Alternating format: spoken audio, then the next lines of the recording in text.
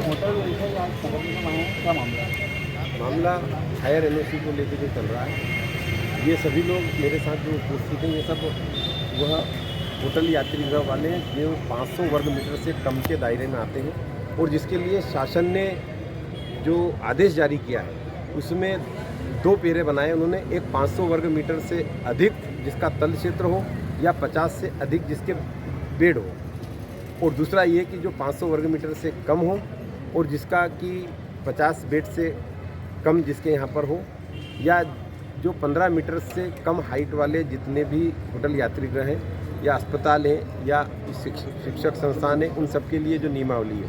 तो अभी स्थिति ये बन रही है कि फायर कंसल्टेंट जो कि मध्य प्रदेश शासन के द्वारा नियुक्त हैं, आज हमें ये सब देख करके एक बात लग रही है कि उन्होंने कहीं न कहीं किसी भी प्रकार से उनका और फायर इक्विपमेंट्स देने वाले एजेंसियों के बीच में जो कंपनियां हैं, कहीं न कहीं आपस में एक शेयरिंग परसेंट के लेकर के इनकी बातचीत तय हो चुकी है।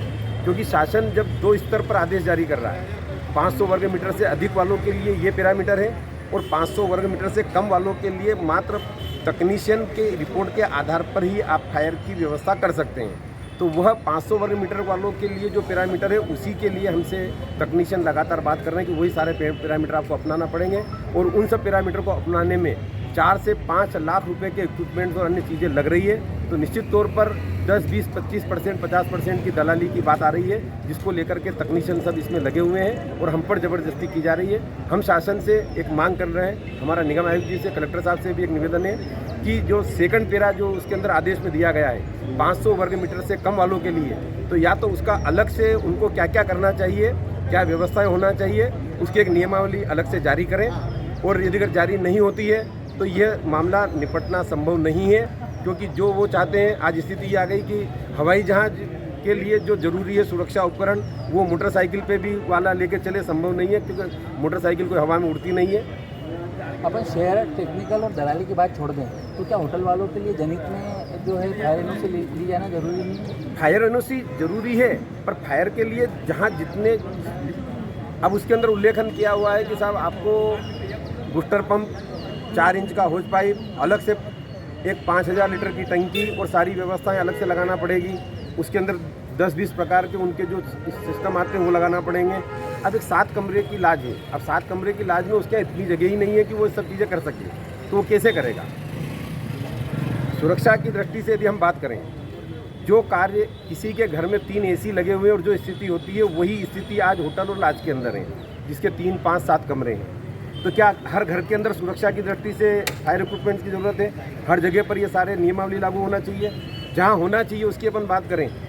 आज स्थिति ये कि उज्जैन शहर में नहीं, पूरे प्रदेश में और देश में जितने बड़े पैमाने पर रेस्टोरेंट चल रहे हैं, किसी भी रेस्टोरेंट पे इस नियमावली को लागू नहीं किया है, जबकि आग का सर्वाधिक खेल ही वहाँ पर हो रहा है।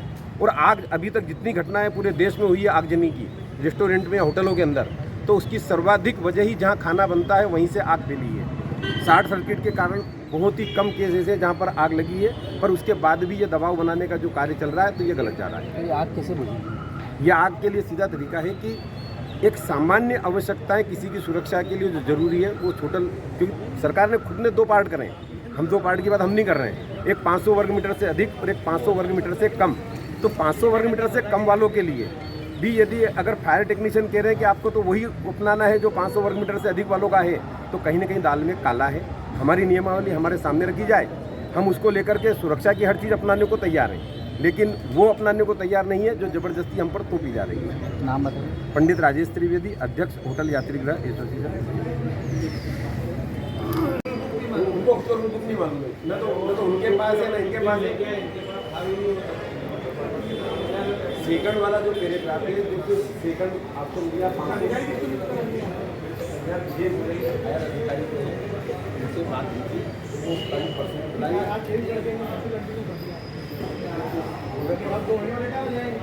अपर आयुक्त जी की वो सहायक वो कल और परसों की बात चलेगा ना। कभी फुटबॉल किधर, कभी फुटबॉल। अपन तो अपना काम धंधा आराम से करो, सब लोग चाहे